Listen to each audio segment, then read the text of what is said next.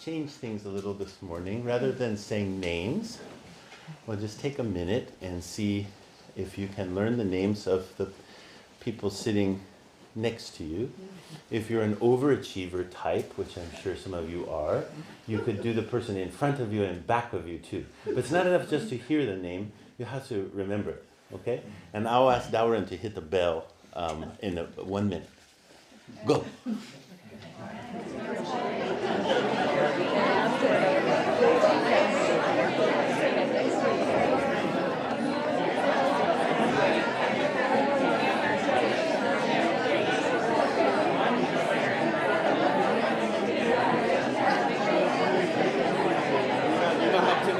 Beside you.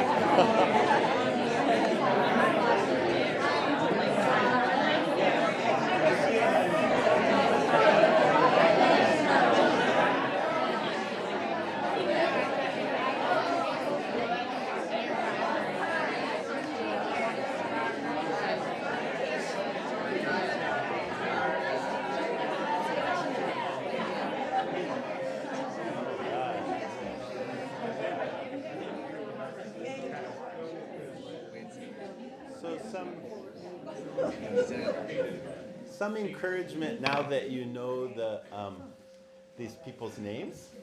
One thing I learned as a school teacher, which I did for a very long time, was that when you don't know someone's name, you can still be very kind to them, and you can meet them in a good way. But there's a way you can't meet them. And when you know someone's name, and then you see them and you say their name, it can be annoying if you do it too much. Then there's like a recognition. Like, I see you, you see me. So I just encourage you, the people's names that you learned today, when you come to assembly, try to remember their name next time, and maybe try to, if you stay afterwards, maybe have some coffee with them, and just expand your meeting, so to speak, of people who are here. To have a Sangha is really a treasure. We talk about the three treasures of Buddhism as being Buddha, Dharma, and Sangha. Sangha has different kinds of ways of defining it, but generally speaking, it's just all of the followers of Buddha's teachings. And there's no hard and fast line there. If you respect the teachings of the Buddha and you apply some of them in your life, then you can say you're part of the Sangha. In a wider definition, actually every tidbit of being is a member of the Sangha. But in the more conventional way is the people that we get together with to study. Or maybe we'll include the trees and the grass, and the cat as well. So I'd like to speak this morning a little bit about parinirvana, or particularly about the verse of the lifespan. Parinirvana is the way that we refer to Shakyamuni Buddha's passing from this world. So we don't usually say death, although there was a conventional death involved in Shakyamuni Buddha's being here in South Asia some 2,500 years ago. But we usually don't just refer to it as a death. Parinirvana means perfect nirvana. So there's a kind of understanding in Buddhism that the Buddha was awakened, and from that point of complete awakening, already the Buddha was abiding in nirvana. But there's a residual karma that still was sloughing off, so to speak. And that at the point of the dissolution of his physical body, then the Buddha entered into this perfect nirvana, or a nirvana without any remainder. And so each year on February 15th is the official date. We picked a Sunday that's close to that. There is a ceremony for the recognition or a kind of celebration of the Buddha entering parinirvana. I'll talk a little bit more about that next week before we have the ceremony. But when we do that ceremony, we recite one of the chapters of the Lotus Sutra, which is called the verse of the lifespan. There's a chapter of the Lotus Sutra called the lifespan of the Tathagata. And for those of you who are studying the Lotus Sutra, you'll know that the Lotus Sutra usually has a teaching that's given in prose, and then it has a verse summary of the teaching. And sometimes that goes back and forth in any given chapter. between the prose and the verse. Sometimes it's just prose and then verse and then it's the next chapter. So that's true of this is 16th chapter of the Lotus Sutra, is the lifespan of the Tathagata chapter, and there's a prose section and then there's a verse section. And that verse section we recite at the temple every morning in the early morning recitations. And then we also, normally on Sunday we don't recite it, but we recite it here for this parinirvana ceremony. Sometimes there are other sutras which are emphasized for parinirvana. One is called the Mahaparinirvana Sutra. There's a Parinirvana Sutra which is in the Pali Canon, which is another sutra prized in the Theravadan tradition. But there's also called the Mahaparinirvana Sutra, which is a Mahayana Sutra of the Parinirvana. If some of those words don't make sense, don't worry about it. I'm just trying to locate the people who know what those words are, what we're talking about now. Actually, the teaching that's most emphasized usually in Soto Zen temples is called, it's a sutra called the teachings that were given by the Buddha just before entering his parinirvana. And some of you will have studied those teachings as they're summarized by Dogen in his fascicle called The 8 Qualities of a Great Being. Things like, they're really great, like have few desires. That's one of the qualities. Still working on that one. So those are oftentimes emphasized, but at Buddha Eye Temple we usually study this verse of the lifespan chapter. And this goes along this year with our study of the Lotus Sutra, which is started in earnest with the opening of term today. The 16th chapter, this lifespan of the Tathagata, is a pivotal chapter within the Lotus Sutra. It's right in the middle, and it is very important to understanding what the Lotus Sutra teaching is offering. It was very emphasized by Dogen Zenji, the founder of this school in Japan. So that 16th chapter is part of a elaborate unfolding story of the Lotus Sutra, and it has this kind of special place. What happens, I'll give you a summary, and then I'm going to talk about significance of it a little bit, is what's happening in the story of the Lotus Sutra is we come to this miraculous situation in which a Buddha from the ancient past has appeared in a vast stupa, which is a kind of repository for the remains of an awakened being.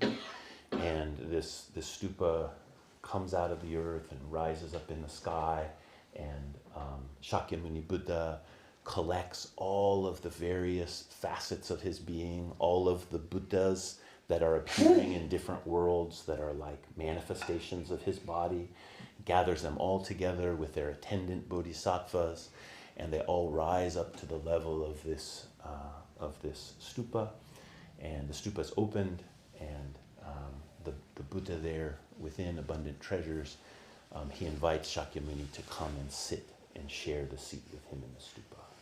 This is the kind of central image, one of the central images of the Lotus Sutra.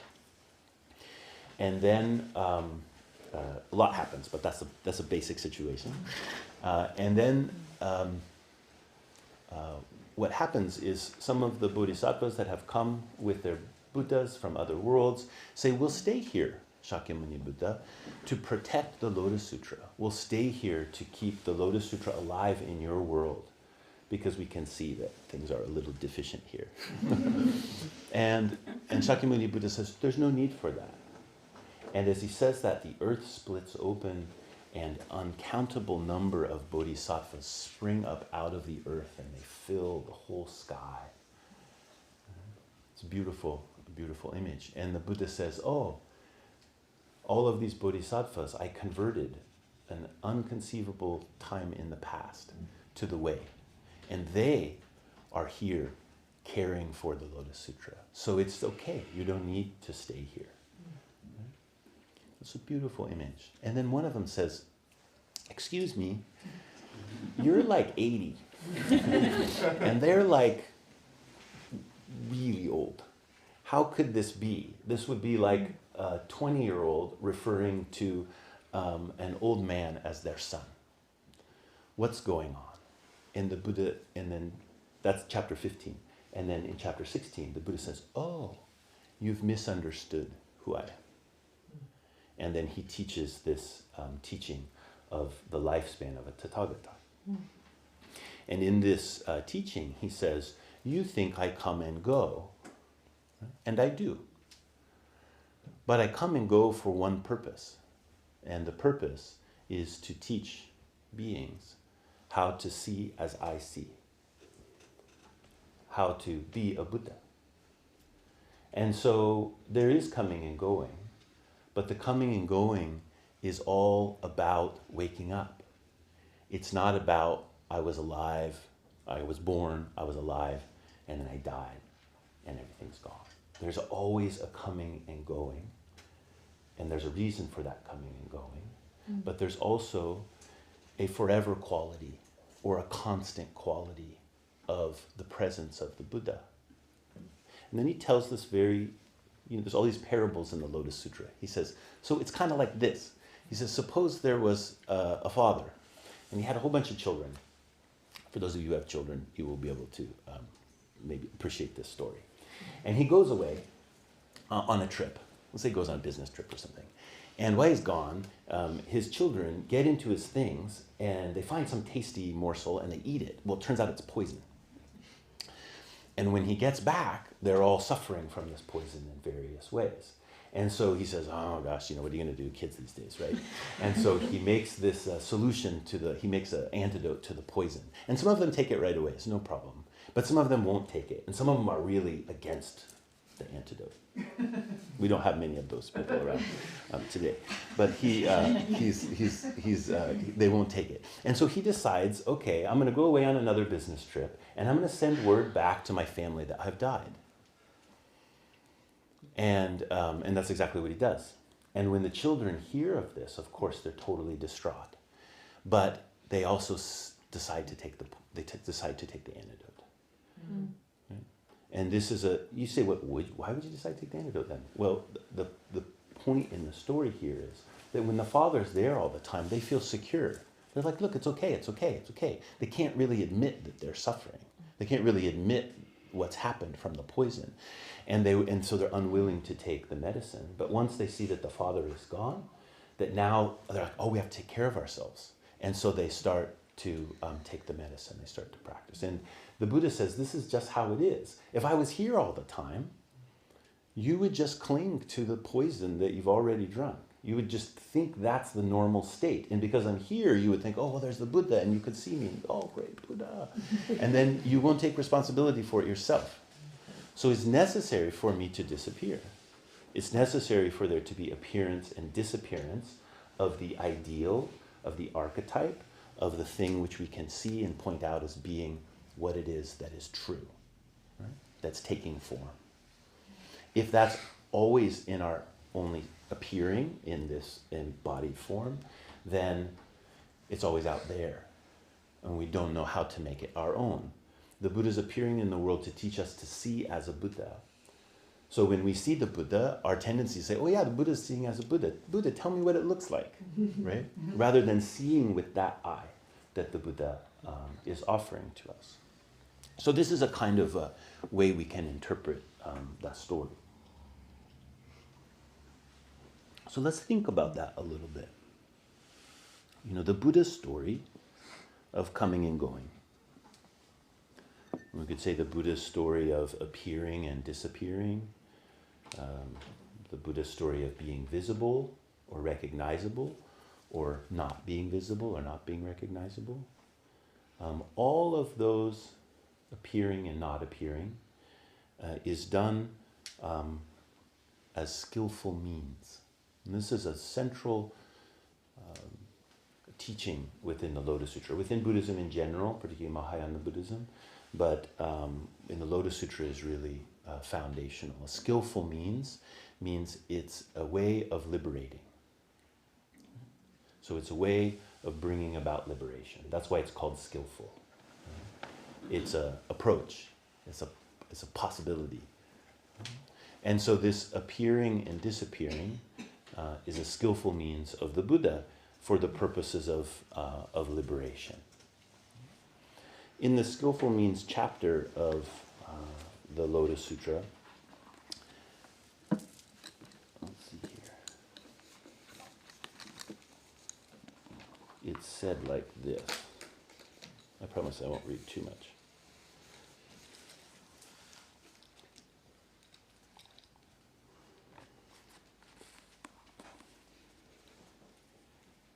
So this is the Buddha speaking to Shariputra, one of his central disciples. And he says, the meaning of the Dharma that Buddhas preach as appropriate to the occasion is difficult to understand.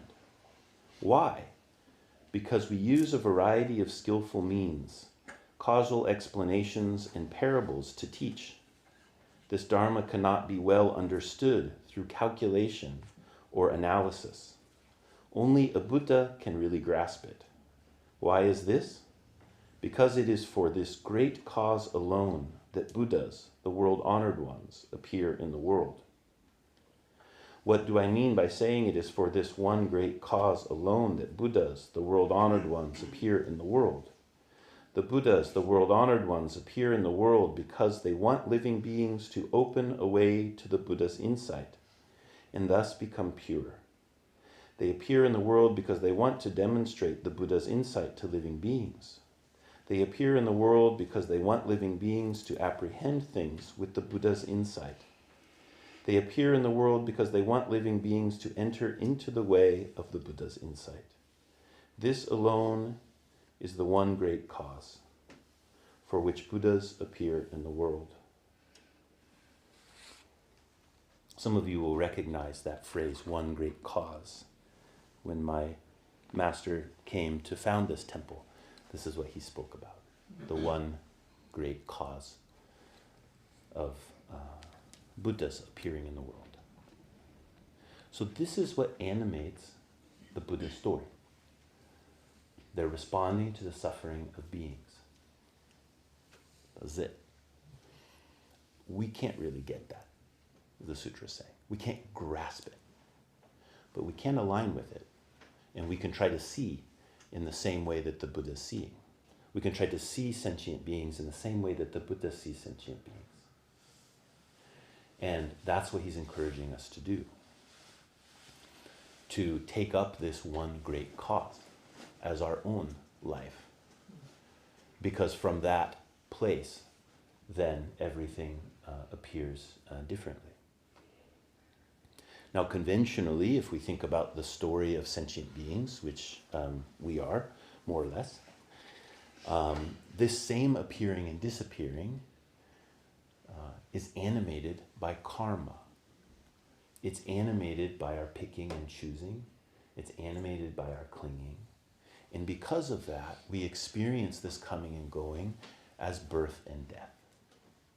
And in fact, that's Chinese characters for samsara, that term, which means like cyclical existence. If you write that in Chinese, you write birth, death. Right? So that's how samsara is translated into Chinese. So that birth, death, that cyclical existence, where everything's playing itself again and again and again and again and again, that birth and death is animated by karma, animated by clinging. And we can experience that in a lifetime, but we also can experience it in the lifetime of a thought, of a day, of a cycle of rumination, of all kinds of cycles. And the Buddha doesn't, I love this. The Buddha does not deny the truth of that or try to be overly pessimistic or critical of our state. The Buddha just illuminates it and invites us to also participate in that illumination, that clear seeing of a Buddha in which all beings are seen, in which all of the karma of all beings is recognized. The Buddhas have the capacity to do that and are inviting us to do the same thing. You don't need to blame. You don't need to make up some big story about who's bad and who's good. Right? That doesn't mean you don't recognize that there are things that are harmful and things that are helpful. But if what animates your view is this one great cause, then you can see them clearly, as opposed to having to make a story of the villains and the good guys. You're likely to be on the good guy's side when you make that story. Notice. Yeah. Unless you decide villains are good, and then you'll be a villain. But you'll still be the good guy because you'll have decided that the good guys are villains. I mean, it's just how our mind works, right? So there's an invitation here to look at being in a different way. Really, we could say this story of the Buddha or the story of the sentient being, it's all the same place, it's all the same players, it's all the same actors, but it's how is it focused? What's happening in the lens of the eye, of your consciousness, not your physical eye. Right? The lens of your consciousness, what's happening with that? How do you focus being into what kind of story? This is the question about the insight of the Buddha, the way that the Buddha sees into the nature of things. I love this phrase that comes up in different places in the tradition and certainly in the Lotus Sutra in a few places, where there's this phrase of being the eye of the world. It's really the eye of the world, or the world's eye. In one place in the Lotus Sutra, there's a praise, and it's in the introduction, for those of you who are studying it, in the introduction to the sutra proper. There's a situation where sun and moonlight Buddha is, the Shakyamuni Buddha is talking about this ancient Buddha called Sun and Moonlight Buddha. Don't you love that? Sun and Moonlight Buddha. If you really like that name, you'll be glad to hear there's 20,000 of them, one after another, and each preached for uncountable numbers of eons. And so the Sun and Moonlight Buddha, when he's preparing to teach the Lotus Sutra, he says to Wondrous Light Bodhisattva, he says, "You are an eye to the world." And think of the imagery here, Sun and Moonlight Buddha. And then this Bodhisattva, this being that's dedicated themselves to embracing and being completely embraced by the Buddha's insight, is named Wondrous Light Bodhisattva. He says, you are an eye to the world. So how's the light focused? We can think about that. There's two stories here. It can get focused this way or this way. Really, everything that we experience is a certain focus of light. Anything that we experience is an opportunity for a deep reflection, is an opportunity for a connection back to that Sun and Moonlight Buddha, which, by the way, is the place in which Shakyamuni Buddha gave a rise to his career as a bodhisattva, underneath the Sun and Moonlight Buddha. That's beautiful, really. So now this light is passing to Wondrous Light Bodhisattva, who will become a Buddha in the future and preach the Lotus Sutra in assemblies in a world we don't know, in a time that we can't really comprehend. And that's true of everything we're experiencing, that the light that is being focused by the eye of our consciousness is an invitation. And this is one of the main messages of the Lotus Sutra, that this Lotus Sutra is always inviting us. Right? And we can learn to see in this different way. We don't have to just see in this life and death way. We don't have to just see in this kind of stuck and clinging way that we're used to. Now, when I get about this far into a talk about bodhisattvas, I always want to remind people that this is not just a do-gooder story. All right? I kind of, I don't know if it comes from growing up in the 80s, but I just sort of want to spit, or like, tell some dirty joke or something. When we talk too much about bodhisattvas and helping people and everything, it's just like, but so part is just my temperament, okay? But the other part is there's a real disease do-gooder's disease, where we cling to the good. Okay? Good is good. But this is all it is. And when you cling to it, it creates lots of problems. So I just point this out. If you're here and you're listening to this, there's a good chance you have this disease in some measure. Okay? Maybe not, but you probably do. Okay? So you can feed that part in your heart that wants to cling on to the, cling on to the good. It's, I'll be good, and I will get rid of the bad part. And this is just not what the Buddha is inviting us to do. The Buddha is saying we have to illuminate. Remember, when the Buddha illuminates the worlds, it's down to the lowest hell. It's called the Avicii hell. It's like not a groovy place, okay? All the way up to the highest heaven and everything in between, and all beings are seen. It's not the practice of getting rid of our badness so that we can be good. That's not what the Buddha sees. The Buddha sees the bad, sees that, and it can be transformed in the totality of being rather than the cleaving that we normally do through clinging on to good and kind of getting a disease about that. When I was living in Japan when I was a teenager, I remember this was I wish I could go find this monk and just thank him. I had gone to a beautiful temple in Kyoto for a school trip. I was in high school for a year there, and we went on a school trip, went to Kyoto. It was just a beautiful, beautiful place. I know some of you have been there. Many, many temples, beautiful temples. And I went to this very famous temple I didn't know was famous at that time, where there are just, I forget how many, but just like hundreds of statues of Avalokitesvara Bodhisattva, who's the Bodhisattva of compassion here to the right of the Buddha on our altar. And all sizes and shapes, and we went into this temple, and I was just mesmerized by the temples. It was really maybe one of the reasons I fell in love with Japan so much when I first went, were the temples. And so we were in there for a while, and then we stepped out, and I was just kind of in this zone, and I stepped to the side of the temple to just kind of look around and take everything in. And the monk who'd been performing the ceremony that was there, he slipped out through a side door, took out a pack of cigarettes, lit one, and started smoking on the side of the temple. And at that time, I had fantasized about smoking, but I hadn't yet, and I thought it was bad. And what a gift he gave me, because he sort of I have really strong do-gooder, disease, really strong, and so here he was just like, "What are you, Come on." I think actually we could probably use a little more smoking, but I'll leave that for another Dharma talk. Now the point here is, in the do-gooder disease, you forget that liberation is mutual. Liberation is interdependent.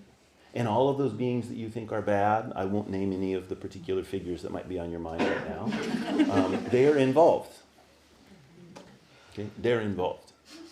There's no other place for you to send them. Even colonizing Mars will not. I didn't even plan that. So that interdependence is important, and all of these teachings of liberation are about that. Now, one of the places we can take the story of the Buddha and the story of sentient beings, and we can also make a split there. We think this is about the Buddhas and we're sentient beings, so we're over here. But actually what the Buddha is teaching us is this is all lifespans. The lifespan of the Tathagata is the lifespan of all beings. How do you focus the light? So every lifespan is a lifespan of the Tathagata. It's not a lifespan that's sandwiched between birth and death.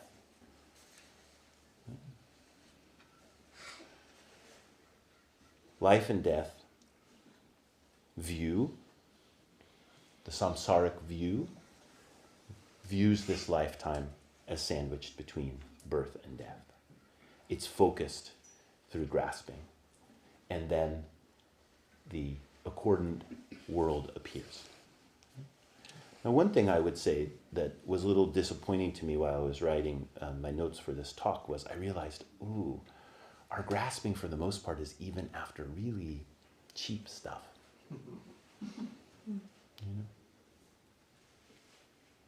Like it's a lot of it's just like kind of not even very refined sensual desire. And we cling to that, and then our life gets defined by that. And then we're in this cycle of never being satisfied. Guess what never will satisfy you, right? Is clinging. And then we're just kind of, And a lot of that is just simply a kind of not particularly noble type of grasping. But it also can be a very noble type of grasping. It can be all the good things of life. It can be making the world better, all of those things. There's grasping involved in that. So it's not just to say that this appearance of the story of birth and death is bad, but we should pay attention to what are the contents of what it is that we're playing out. How does birth and death appear in our life? In what way do we want, in what way, or what are we up for? You know, I would say this, for example, to love deeply is going to result in immense pain. And it's 100% worth it. Right? That's what I mean by noble. Grasping on to queso, is that what they call that? What do you put on the nachos? Queso, yeah. Not worth it. You get really attached to queso, and then there isn't any, and you're like, jonesing for it. Not worth it. It's not worth it. Okay? So when you're thinking about what am I going to, part of this teaching is you're going to grasp things. So grasp the things that are noble, but then recognize that it will result in the suffering, but it will also teach you to change the way you see. When your loved one is on the brink of disappearing, you have to change your eye. The pain is too great. And you can. And you can see that their life was not sandwiched between birth and death. That their life is whole. That every instant of living is a lifespan that is full. The lifespan is now, not sandwiched between before and after. It's an ungraspable moment. And we study that very directly in the practice of meditation. That we sit and we realize I can't grasp even for a moment. First we'll experience that as thoughts that just come and go, and we can't control them, we don't know what to do with them, etc. And then we try to control them, and that's not bad to try to control them a bit, but the big reason to try to control them is to realize that they're not controllable, which doesn't mean there's nothing to do. Actually, we can step beyond that dynamic of control, and we can see that there is an ungraspability of consciousness, an ungraspability of that lens that focuses the light, and a different world can appear. A place, that I invite you to sort of give you a practical pointer here is when you're sitting quietly, either formally practicing meditation or just taking a moment to notice a monk slipping out from the side of the temple. Notice your breath. You're not noticing your breath for the purpose of controlling your breath, using a breath technique, doing something. Those are all things that you could learn, and they all have their place. But just notice. The breath comes in, the breath comes out, and you can't quite grab it. It keeps going. If you can appreciate that quality of the ungraspable breath, then it's also teaching you about your regard for all things, right? The breath is a good one because we already know it's not quite a thing. It's like an activity. But everything that we call a thing isn't a thing.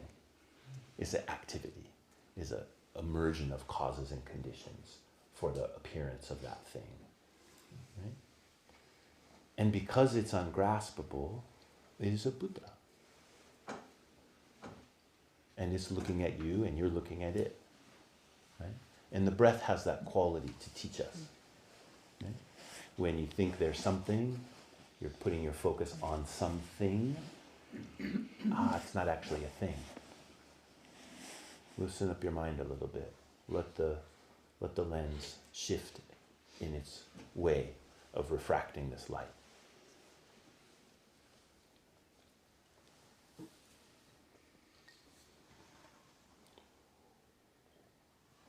And when we practice in that way, living isn't just an experience.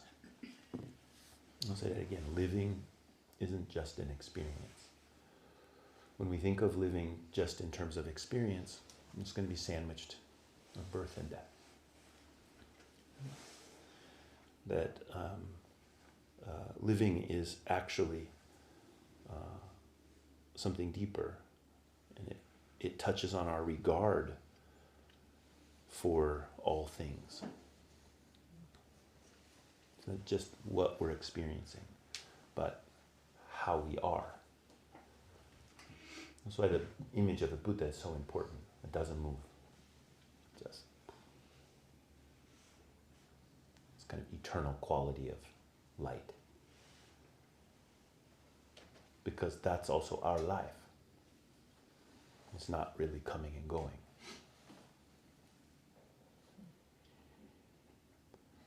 So this one great matter that is the reason for the Buddha's appearing in the world also becomes our one great matter.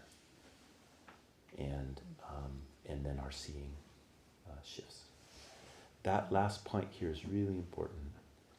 So much in practice we're striving to practice in such a way that the way we see is different, and then we very naturally cling to the experience of things being different. It's very natural. Natural is not necessarily always positive. It's just bound to happen. That's what it means, right? It's very natural. It's just bound to happen. And then so we can take another step and we say, okay, whatever that experience was, the possibility that the world could appear differently, that I could be experiencing things differently. What's my regard? What's the basis from which that's emerging? That's the I. That's the thing that we're practicing with. And it can be very confusing, because oftentimes if you dive into practice a bit, this is a particularly message for the term students, if you you lean into practice with a little intensity, almost always things will get worse. Congratulations. I don't know, worse is the right word. Stuff that's kind of sweeping under the rug and here or there, whatever. It has a way of coming out. Yeah? And that's a good thing. But it is challenging. It's challenging. So that's why we got to laugh a little bit and also not take ourselves too solemnly, but seriously. It's very serious, but it doesn't have to always be solemn.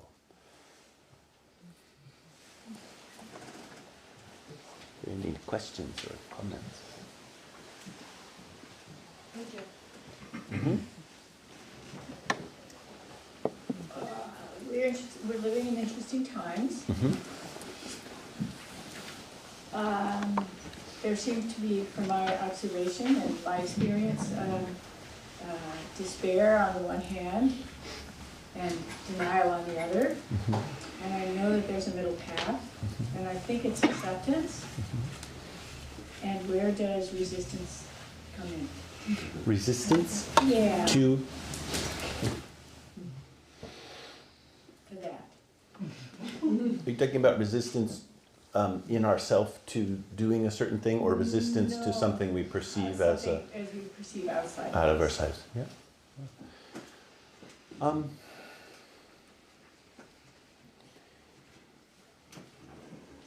Resistance that is simply marked by a reaction is sometimes inevitable or necessary in a provisional way. So I don't want to deny that, but it's the weakest possible position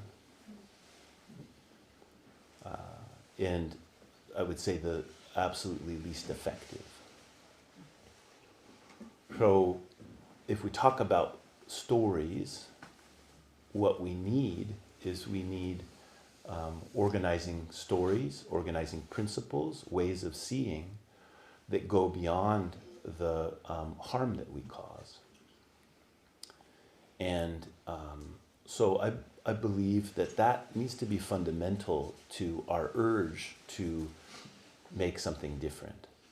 And our urge to resist, like I say, I think there's a time and a place for that, but it is bound up in the mutual causes and conditions of the beings involved.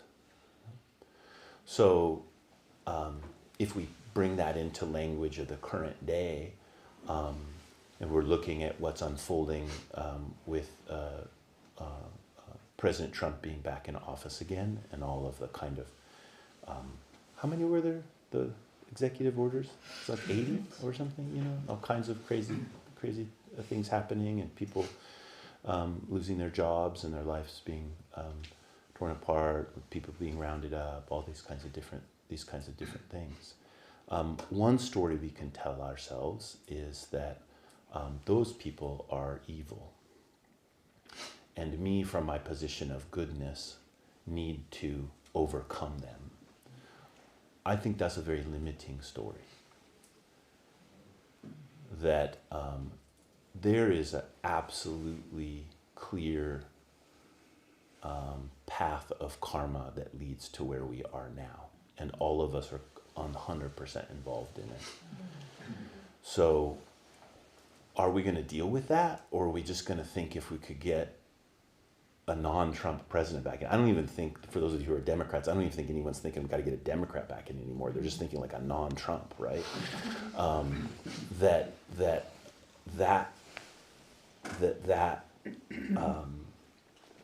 I'm not saying things wouldn't be provisionally better, but are we going to actually do this other kind of work? So as a religious leader, that's where I put my focus. And there's time to pick up a brick and throw it, or to resist in a more conventional sense.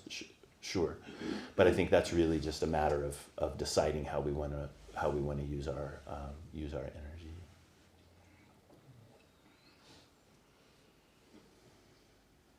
So, if I understand what you're saying,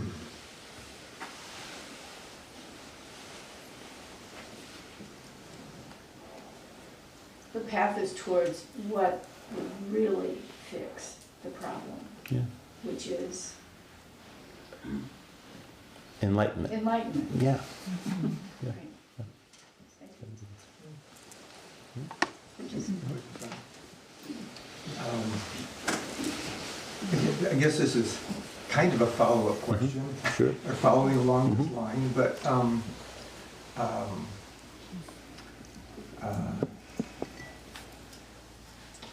I feel like there's this this big richness in this idea of democracy as a kind of practice, not as a political form, Yeah.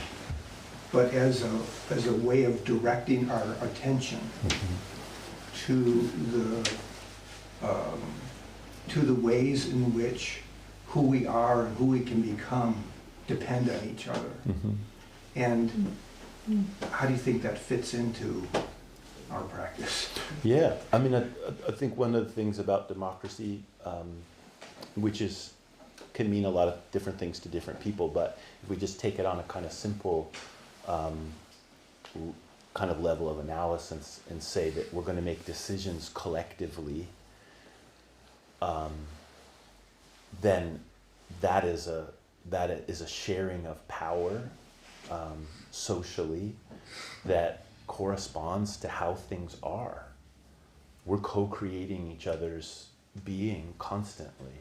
And so I think in that sense, democracy has a real power to it. In fact, they believe there's a certain Shakyamuni Buddha's clan. There were many different clans in South Asia at that time, and his clan, I haven't read too much about it, but they used some form of voting to a representative who was going to lead the clan and those kinds of things. You know, wasn't only the Greeks that had these kind of ideas. But I think in that way there really is. And I would say for myself personally, looking at how things are going right now, the big swings in political mindset, and depending on who's in power, it's just rocking like this a lot the past decade.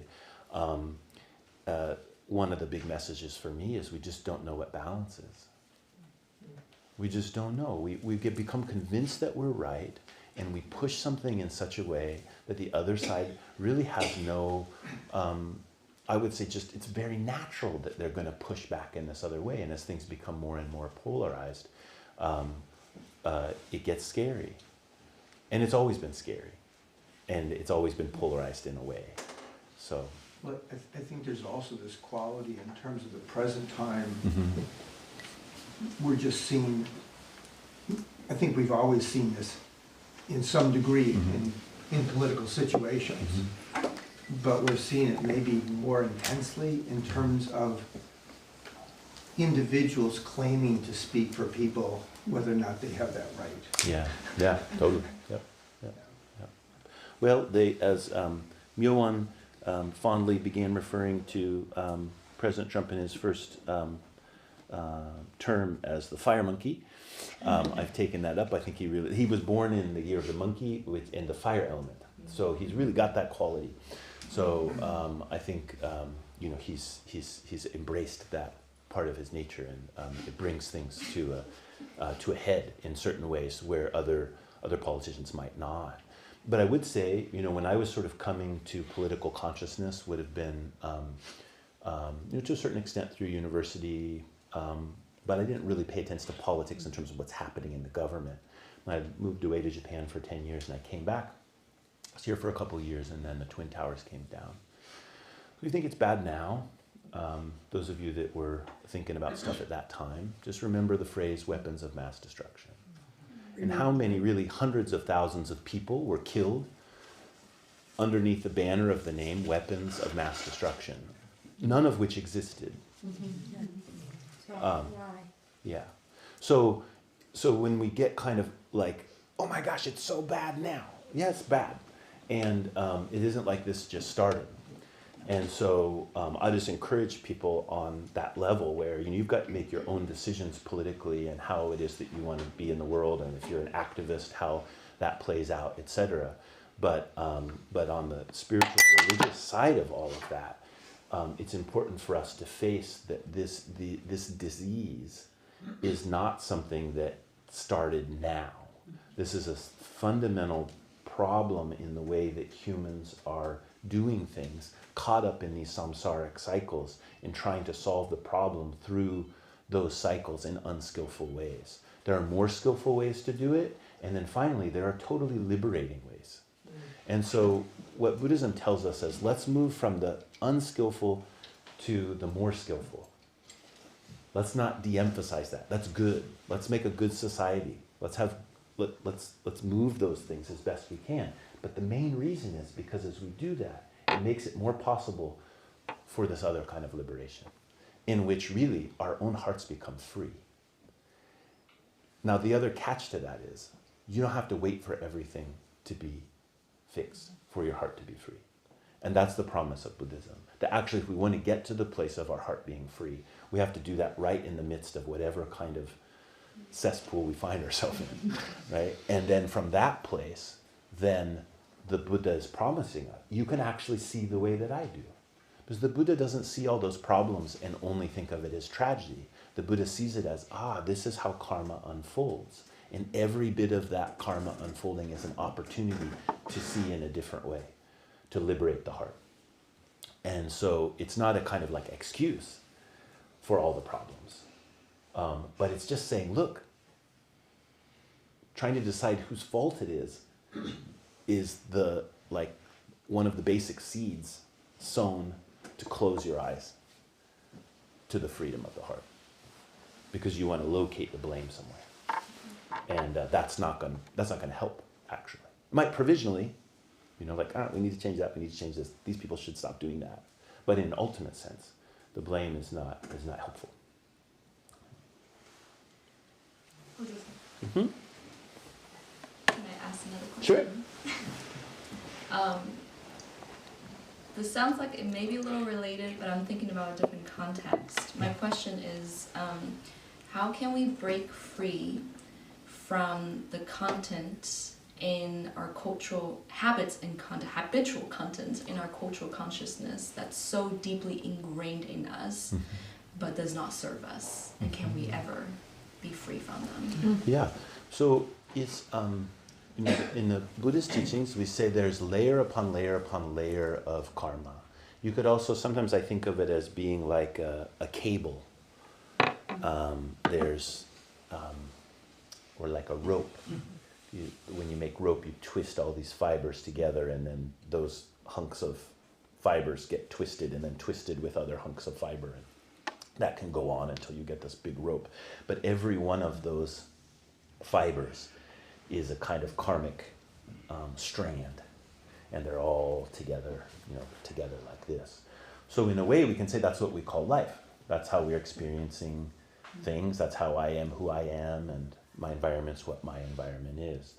So Buddhism, particularly in the Mahayana Buddhism and Lotus Sutra focused Buddhism, we don't say that's bad, but like you're saying, some parts of it are really unskillful. So how do we identify those things? The first thing is just take what you can see.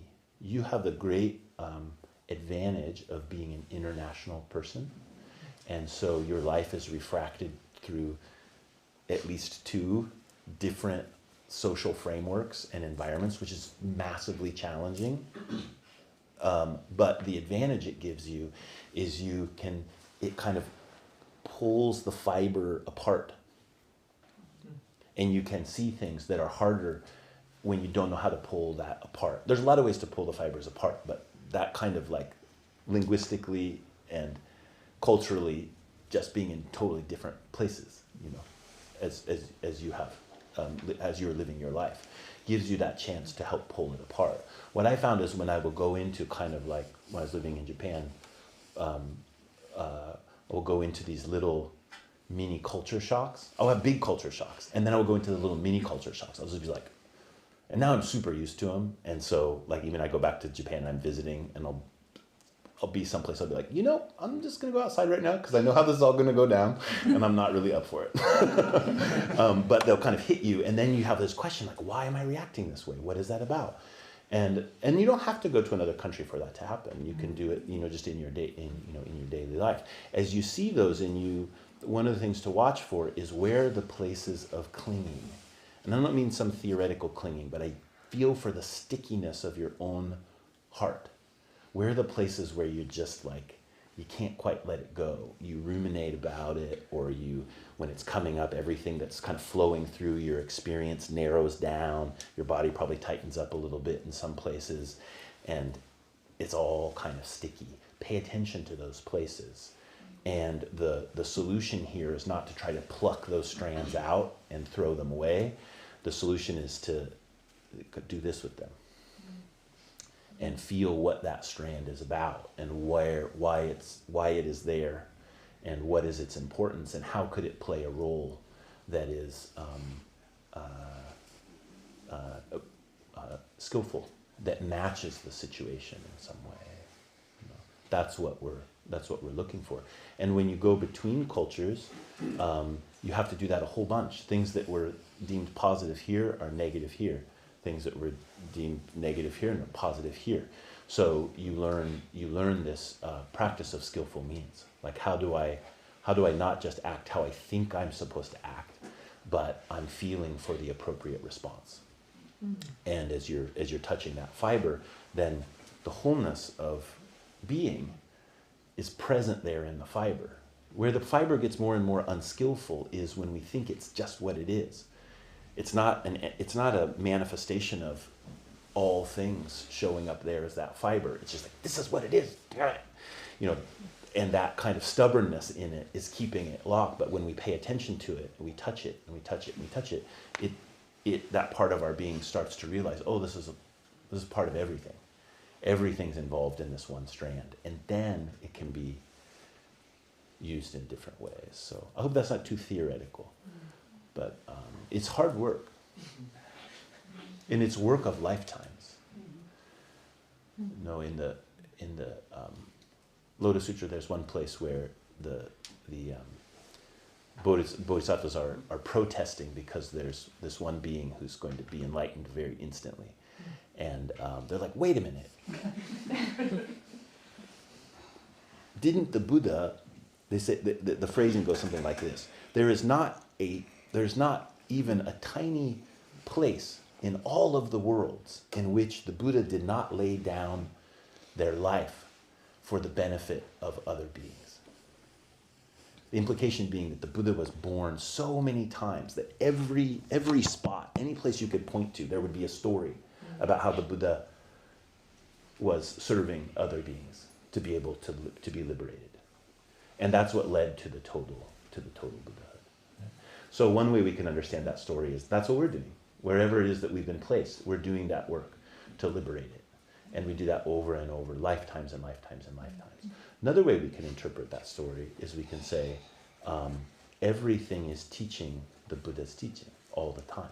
Every place is that Buddha teaching.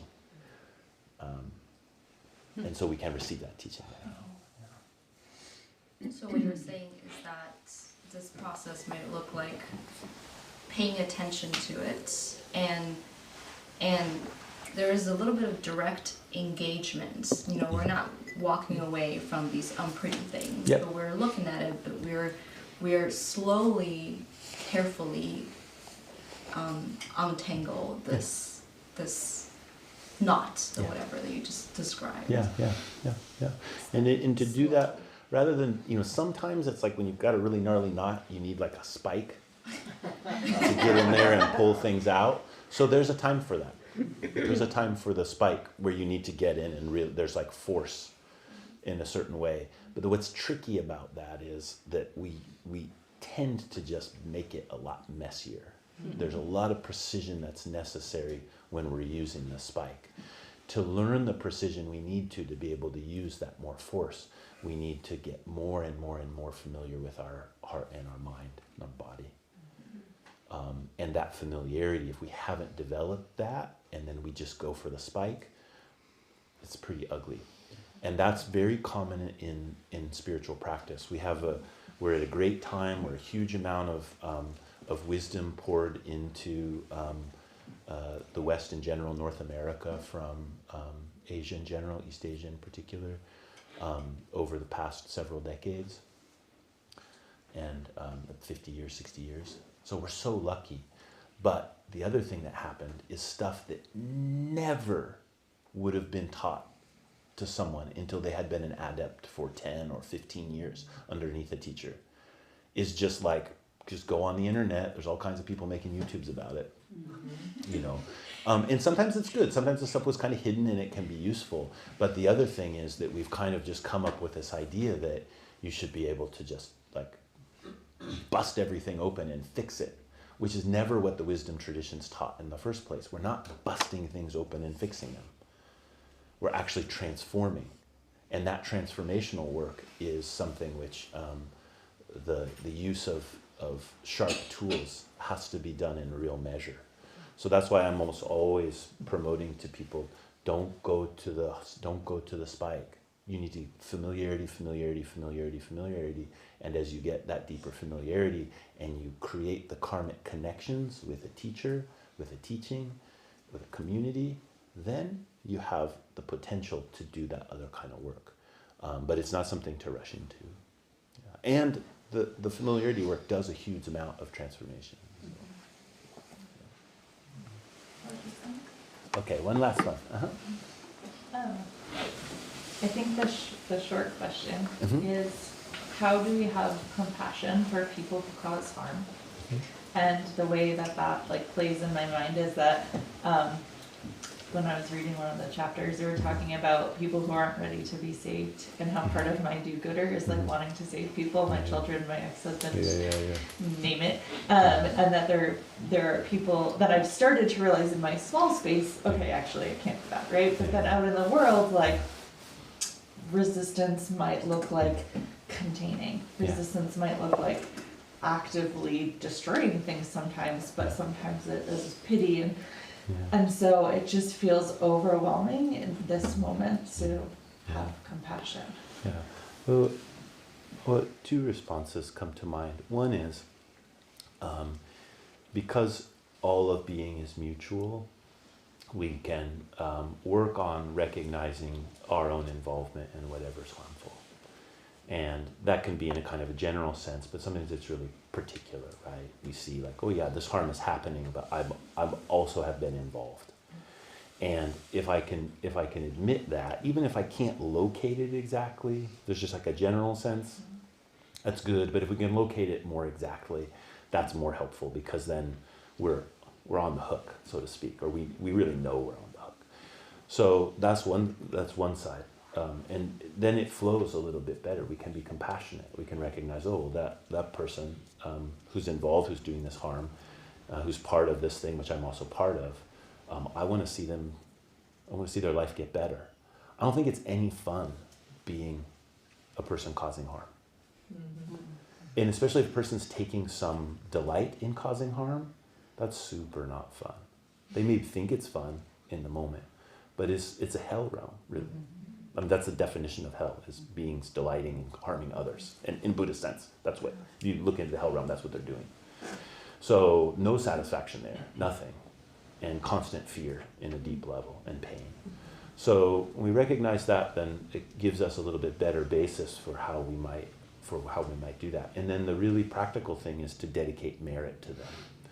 So the way we do that is we may offer a stick of incense, we might recite a sutra, we might just sit in silence for a little bit, and then we say, dedicate the merit of this practice or this offering to fill in the blank, the causer of harm. And that is a bodhisattva's way of resistance. Is don't buy into it. You're gonna go to this other place. If you're dedicating merit and then you need to show up and throw a brick, there's gonna be a different kind of chuck than the righteous chuck that we know there.